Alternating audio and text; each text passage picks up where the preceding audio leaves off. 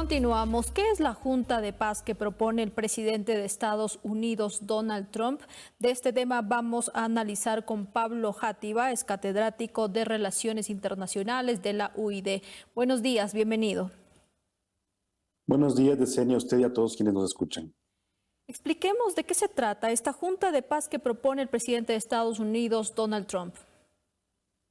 Donald Trump ha propuesto crear un espacio paralelo, alternativo a la Organización de Naciones Unidas, en un inicio con la idea de iniciar una inversión que permita la reconstrucción en Gaza, pero más allá de eso se nota que existe objetivos geopolíticos de dar mayor control a Estados Unidos. Estados Unidos, dentro de la Organización de Naciones Unidas, si bien tiene un peso importante, tiene que compartir el poder junto con otras potencias como Rusia, China, Inglaterra, Francia. En cambio, lo que estamos viendo con esta famosa Junta de la Paz parecería ser un espacio en el que Estados Unidos tuviera el control total de esa organización. Entonces, Trump lo ha lanzado ayer de forma extraoficial, digamos. Este no es un espacio que se base en tratados internacionales ni ningún tipo de herramienta jurídica del derecho internacional, sino netamente en la voluntad del presidente de Estados Unidos, en los intereses de Estados Unidos. Vemos que varios países de Medio Oriente se han sumado a la propuesta de Donald Trump. En cuanto a Latinoamérica, Argentina es por ahora el único aliado que ha participado activamente en esta primera reunión, pero lo que vemos es un espacio que podría ser un contrapeso a la ONU, que podría buscar a largo plazo incluso reemplazar a la misma a la misma Organización de Naciones Unidas. Aún Trump no ha propuesto por completo ese reemplazo, incluso ha dicho que la ONU podría colaborar con esta Junta de Paz, pero sin duda lo que estamos viendo este momento es un nuevo cambio importante en cuanto a la gobernanza mundial. Las antiguas instituciones del derecho internacional que regían a todas las naciones van de a poco desgastándose, cada vez tienen menos influencia, menos fuerza, y ante esa debilidad, Estados Unidos, liderado por Donald Trump, aprovecha esos espacios que están vacíos, que de alguna manera decepcionaron a las sociedades, y propone la creación de estas nuevas organizaciones. Todavía es temprano evaluar hacia dónde va a ir, qué es lo que va a pasar, porque apenas se ha lanzado la idea hace un poco más de un día. Sin embargo, la intención es clara y es que Estados Unidos tome aún más el control de todo lo relacionado a la geopolítica mundial. Claro, y también se decía que esto probablemente, por ejemplo, agudizará las preocupaciones de que el organismo esté destinado a supervisar la reconstrucción de Gaza. Si nos fijamos solamente en este punto, respecto a la reconstrucción de Gaza, por ejemplo, ¿cuál sería en este caso el objetivo principal? Lo que ha dicho Donald Trump y los aliados que se han unido a la Junta de la Paz es, primero, recolectar inversiones. Donald Trump entiende la política siempre desde el punto de vista económico. Él dice, si logramos juntar los miles de millones, los billones necesarios, podemos garantizar que Gaza sea un espacio apto primero para la vida de los palestinos, luego que sea un espacio en el que no prolifere el terrorismo, donde jamás la organización terrorista jamás no tenga espacio para desarrollar sus planes y sus actividades contra Israel. Y tercero, Donald Trump ha hablado de que podría ser un espacio turístico importante en el Medio Oriente.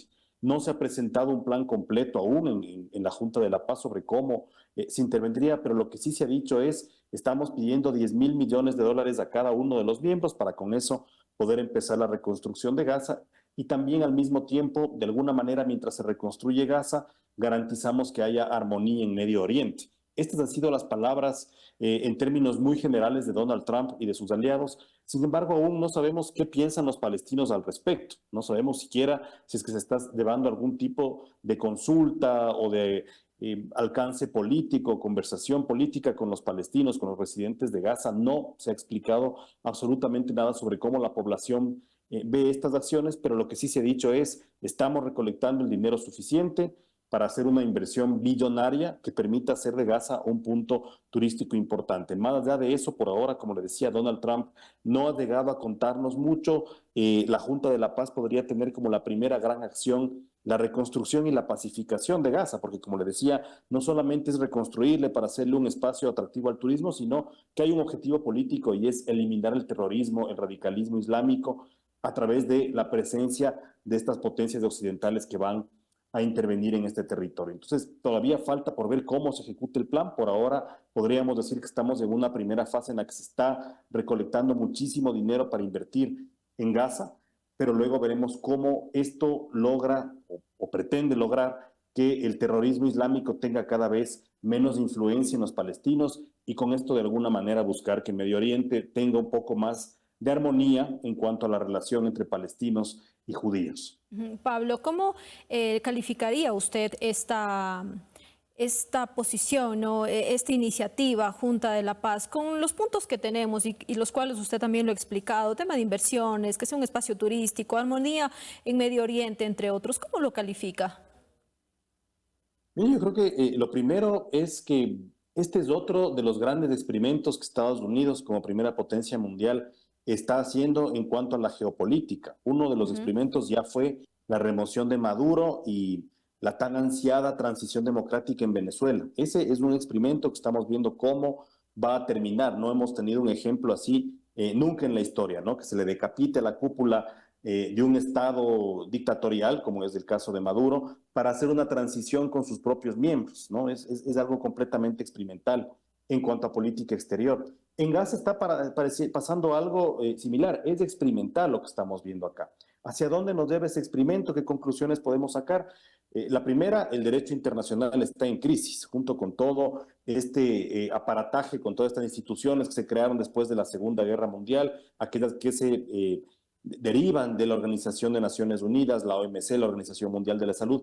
Toda esa institucionalidad internacional entra en crisis, no solamente por Donald Trump, es una crisis que tiene prácticamente 2 décadas, que creo yo se agudiza desde la invasión a Irak de Estados Unidos sin la autorización del Consejo de Seguridad de Naciones Unidas, y luego vamos viendo una serie de violaciones al derecho internacional, la invasión de Rusia a Ucrania, luego el mismo Israel cometiendo un genocidio en Gaza. Todo esto que nos fue demostrando que esas instituciones creadas supuestamente para buscar la paz entre las naciones, para buscar el respeto a los derechos humanos, fracasaron, no cumplieron con sus objetivos o los cumplieron a medias o se han ido debilitando con el paso del tiempo. Al fin y al cabo, la ONU fue creada hace 80 años y estamos viendo que tiene un desgaste. Entonces yo creo que estos experimentos en política exterior, tanto en Venezuela como ahora lo que estamos viendo con la Junta de la Paz, que primero dice que va a intervenir en Gaza, pero luego puede ser que el siguiente objetivo sea Groenlandia, sea Cuba, sea la misma Venezuela, aún no sabemos.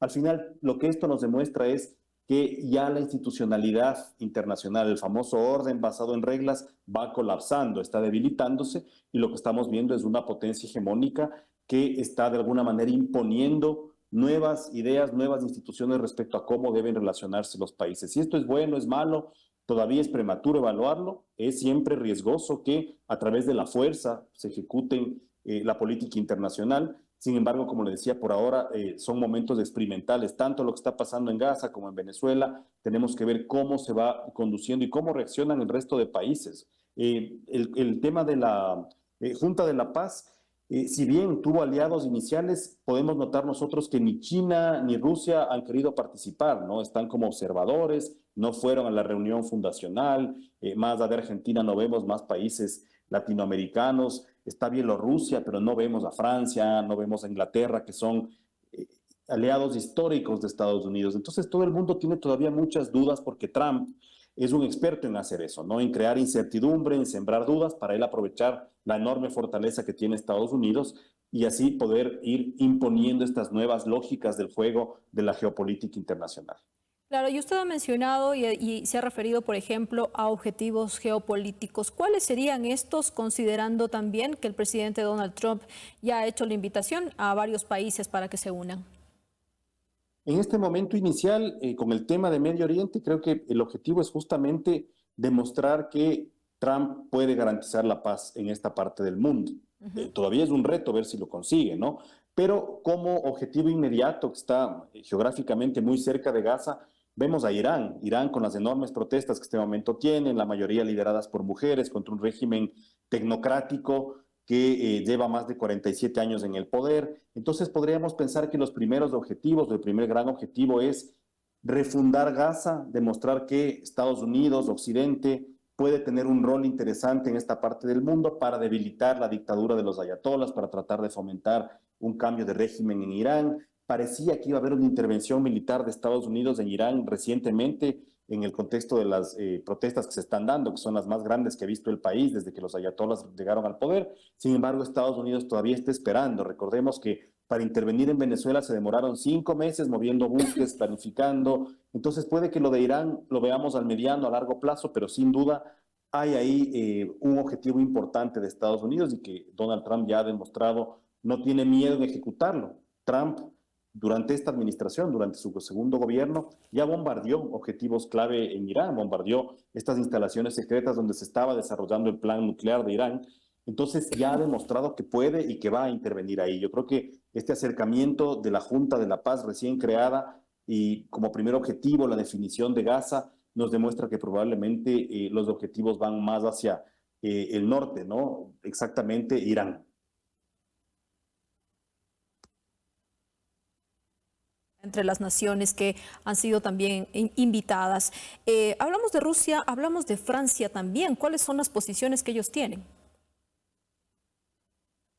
Mire, en el caso de Rusia es curioso porque es un rival histórico de Estados Unidos. Sin embargo, con Donald Trump, Putin tiene una buena relación. Varios expertos en política internacional dicen que Trump se lleva muy bien con los dictadores, con algunos dictadores, ¿no? Y en el caso de Putin hay una relación de respeto mutuo, de cierta cercanía. Y Rusia no ha llegado a decir no a la Junta de la Paz, mantengamos la ONU, por una explicación muy simple, y es que Rusia, dentro de la propia Organización de Naciones Unidas, tiene el derecho al veto en el Consejo de Seguridad.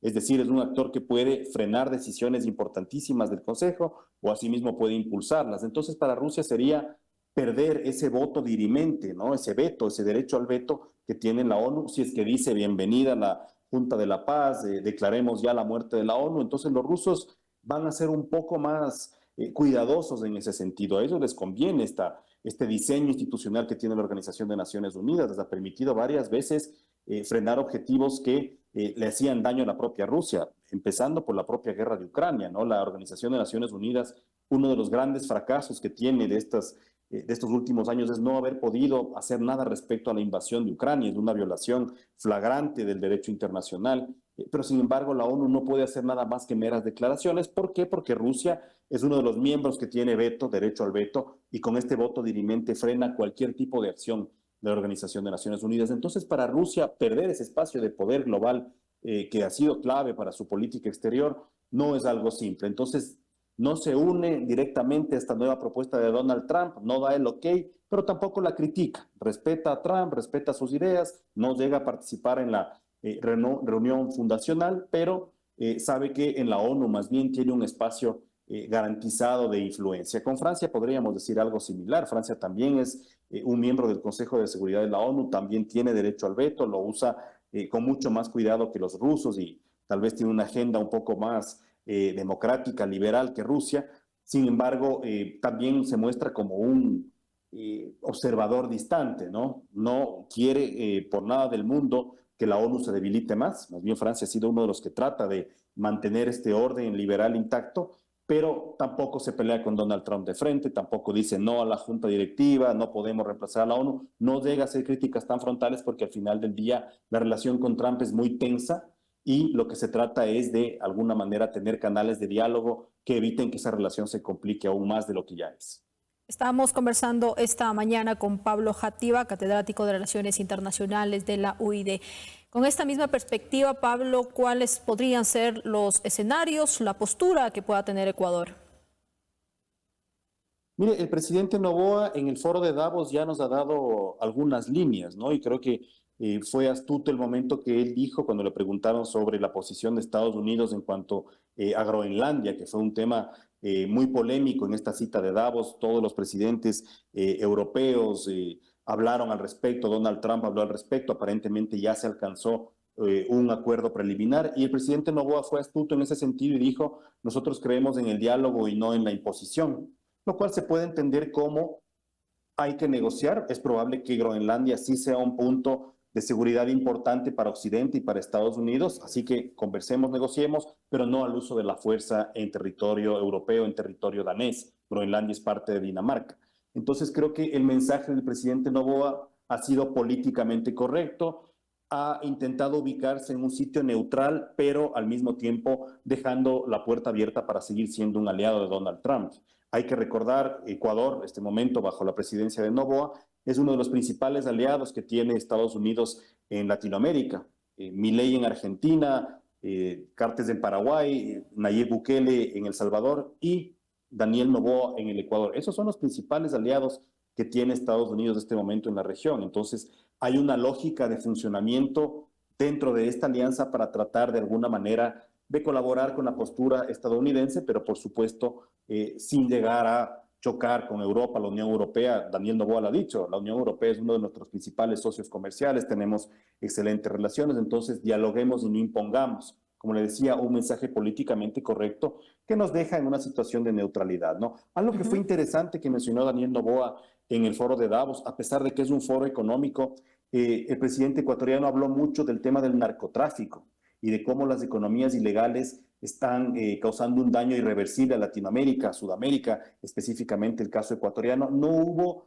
más mandatarios que profundicen en el tema del narcotráfico, del crimen organizado. Como comentábamos, la mayoría estaba más enfocado en Estados Unidos queriendo invadir Groenlandia. Así que fue interesante que la posición de Ecuador fue sí al diálogo sobre estos temas, pero nosotros también tenemos un problema muy serio interno que está agobiando a toda la región, no solamente el Ecuador, y es el crimen organizado. Es un mensaje importante que busca, por supuesto, ampliar los canales de seguridad desde la Unión Europea, desde Estados Unidos, que son aliados importantísimos para estos temas. ¿Y cómo mira usted, Pablo, esta gira justamente que ha hecho el presidente Daniel Noboa? Mire que el presidente busque este tipo de espacios para atraer inversiones siempre va a ser positivo. Eso es necesario en una economía global que está interconectada, donde los países son interdependientes. Nosotros necesitamos buscar nuevos mercados. Sin embargo, creo que sería aún más positivo si podríamos conocer los ecuatorianos cuál es la agenda específica, las negociaciones que se están dando, cuáles van a ser los resultados al mediano, a largo plazo que se nos presente en 6 meses, me invento, cuáles han sido los primeros logros de esta relación tan estrecha que ahora tenemos con Israel, con Estados Unidos. Creo que falta un poco de seguimiento a lo que se habla en estos foros internacionales y eso es una tarea directa de la Cancillería. Por un lado, ¿no? Ese es el acierto, buscar nuevos mercados, nuevas inversiones, mostrar que el Ecuador es un socio fiable, también siempre va a ser algo que es positivo para nuestro país. Sin embargo, creo que el punto ahí de discordia fue el tema de los aranceles a Colombia, ¿no? Creo que ese fue un golpe en la mesa que nadie esperaba, que toda Latinoamérica regresó a ver al Ecuador, ¿no es cierto? No esperaban, porque siempre hemos sido un socio y un vecino, ¿no es cierto?, muy cercano a Colombia y esta es una acción muy dura, muy al estilo de Donald Trump, pero desde un país que es débil, desde un país que no tiene la fortaleza como para declarar este tipo de guerras comerciales. Entonces, tal vez ese fue el punto más polémico, más duro, pero el resto de la gira creo que puede traer resultados positivos para el país. Pablo, voy a finalizar con esta pregunta. ¿Los miembros de la Junta servirán por periodos, se dice, de 3 años? Si quieren un asiento permanente, tienen un alto costo, una contribución de $1.000 millones, según un funcionario estadounidense. Pero también dijo, no todos los países que tienen esta capacidad de desembolsar, ¿no?, los $1.000 millones están necesariamente mejor preparados para supervisar, en este caso, la paz y la seguridad en el ámbito internacional. Aunque no sea una condición, pero ya lo dijeron también, ¿no? Sí, mire, y esto nos demuestra cómo Donald Trump entiende la política internacional, tal cual como una junta de accionistas de una empresa. Si tú tienes para comprar acciones, participas en la toma de decisiones. Y hay una enorme diferencia con la Organización de Naciones Unidas, donde todos los estados del mundo pueden ser miembros, todos los estados pertenecen a la Asamblea General de la ONU, africanos, latinoamericanos, asiáticos, los más pobres, los más ricos. En la ONU todos estamos en igualdad de condiciones, cada estado tiene un voto. En cambio, acá Donald Trump está queriendo crear un espacio exclusivo con socios cercanos que compartan su visión del mundo, que compartan su idea de la política exterior y por eso él dice, si tú puedes pagar, probablemente eres de esos estados que puede contribuir a las acciones que nosotros queremos hacer. ¿Eso qué efecto inmediato tiene? Nos deja fuera a toda Latinoamérica, nos deja fuera a toda África, a una buena parte de Asia, Entonces es compleja la propuesta de Donald Trump, ¿no? Es netamente una visión empresarial que en la política exterior no siempre se puede aplicar de la mejor manera. Digo, gran parte del mundo no va a poder ser parte de esta Junta de la Paz. Entonces, al fin, ¿cuál va a ser el resultado? Volver a la ONU, donde todos tenemos el mismo valor, el mismo derecho al voto. Sí, el Consejo de Seguridad está mal estructurado, hay países que tienen el derecho al veto, los países del sur global jamás van a tener acceso a ese veto, está bien. Entonces, lo que puede de alguna manera promover estas ideas de Trump es que la ONU también se reforme, porque eso es importante. La ONU tiene que modernizarse, pensar en una ONU que readecúe su ingeniería institucional, especialmente la del Consejo de Seguridad, para que ya no sean solo estas 5 potencias las que tengan el derecho al veto, sino de alguna manera abrir al resto de países el acceso a la toma de decisiones, hacerle más democrática a la ONU, algo que se viene discutiendo al menos 30, 40 años y que no se ha conseguido. Puede ser que por las amenazas de Trump de forma positiva se diera una reforma dentro de la Organización de Naciones Unidas. Veamos, ojalá fuera un objetivo muy importante para la institucionalidad global. Le agradecemos mucho por su tiempo. Gracias, Yesenia. Hasta luego. Esté muy bien. Conversamos con Pablo Játiva, catedrático de Relaciones Internacionales de la UIDE, y esta propuesta, que es la Junta de Paz que propone el presidente de Estados Unidos, Donald Trump, al mundo. Nos vamos a una pausa. Volvemos.